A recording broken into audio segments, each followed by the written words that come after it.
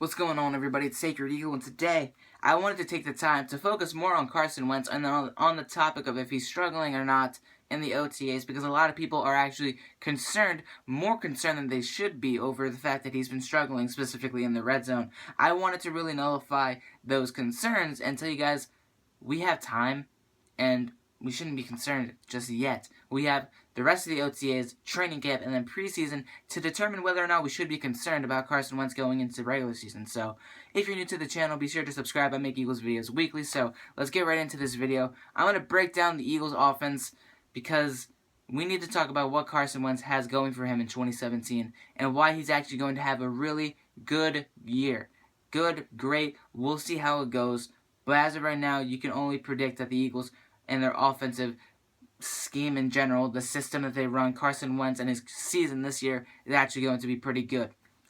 So let's go way back in 2015, because the last time the Eagles have made some significant noise in the free agency was 2015. Chip Kelly's 2015 disaster.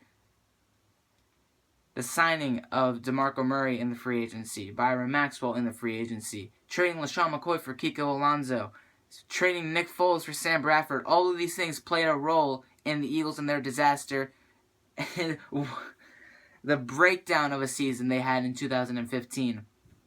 And it was all thanks to Chip Kelly. And not only that, but he did not upgrade the Eagles at all at wide receiver. As number one, I believe, was Jordan Matthews, and number two was Miles Austin. I don't even remember. I'm pretty sure it was Miles Austin, and then Nelson Aguilar was your number three. It was just a bad year for wide receivers. We ended up cutting Miles Austin mid-season, but nothing happened. Nelson Aguilar showed a few signs that he could be a deep threat. Jordan Matthews did as much as he could, but it wasn't enough. We had no running back. There was nothing going for the Eagles offensively that year. I'm surprised we managed to get 7 wins out of the 16-game season. Flash forward to a year later, we dismantled that entire team. We pushed that team aside. We're like, all right, move on. Chip Kelly's gone. His prodigies are gone.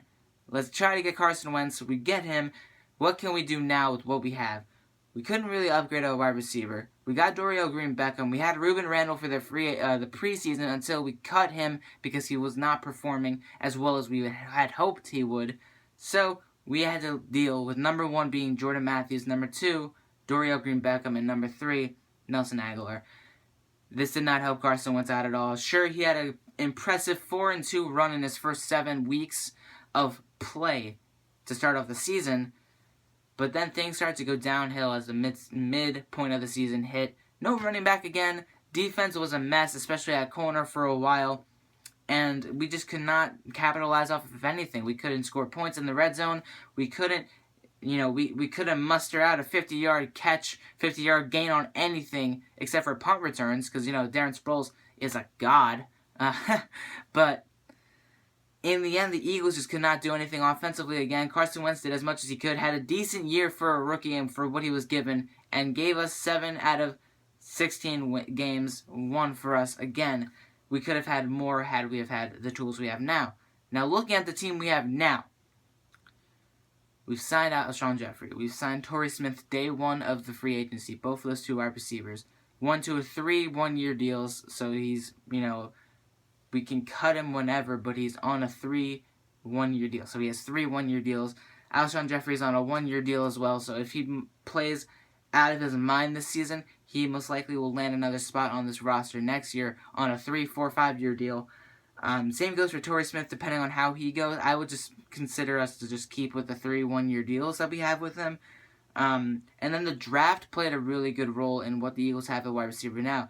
Adding on to Jordan Matthews and Nelson Aguilar / Dorial Green-Beckham, whichever one of those 2. I suspect one of those 2 are going to get cut. I think it's going to be Dorial Green-Beckham, mostly because I've heard terrible things about him so far in the OTAs.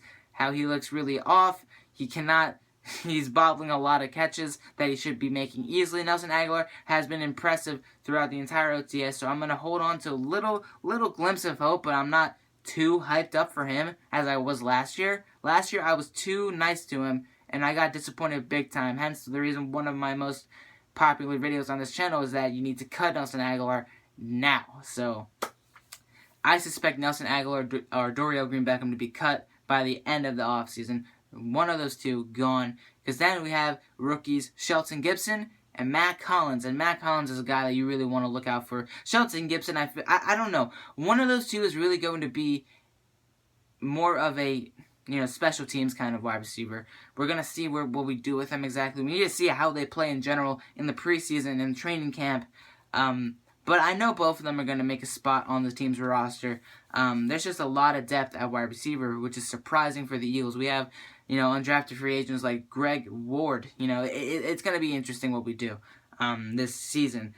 Offensive line is solid. I know that we're going to have to think of something for Jason Peters in the future for him because we cannot rely on one more year with him. He's going to be out of commission next year for sure. I don't think he's coming back here to play for us next year.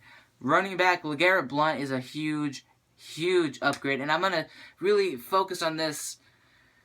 They say Carson Wentz has been struggling in the red zone because, he's sailing his passes. He's just not connecting with wide receivers. It's going to take time. It's going to take time for him to build chemistry with any wide receiver, especially Alshon Jeffrey and Torrey Smith and the rookies. It's going to take him a while. The only wide receivers I suspect he would have chemistry with is Jordan Matthews and maybe even Nelson Aguilar. Those are the only two. Secondly, if you look at the Eagles last season, they had no running back that could just go down the middle. Ryan Matthews was inconsistent. He played well when he was healthy, but clearly he's not healthy enough. And LeGarrette Blount is one of those running backs that you can count on. I know he's been in the league for 7 years now. I know he's 30 years old. He has 2 rings in the past 2 seasons. I know he spent that time in New England, but still, he got some crazy numbers last year. 18 touchdowns, led the league in touchdowns. Rushing touchdowns, I should say, which is huge because we need a running back that can actually carry the load. Whoops, I just hit something and I apologize for that, but we need somebody that can carry the load, and that's what LeGarrette Blount can do. That can help us in the red zone a lot because he can bulldoze his way through defenders. He can push the pile and muster out a yard or two. That could be really substantial. On 3rd and shorts, 4th and shorts, touchdown plays. I think the Eagles, with what they've got at wide receiver and running back, help out Carson Wentz a lot. Tight ends, same exact thing. I feel like we hate too much on Zach Ertz, though he gives us reasons to, because he plays one day, 1 reception for 26 yards.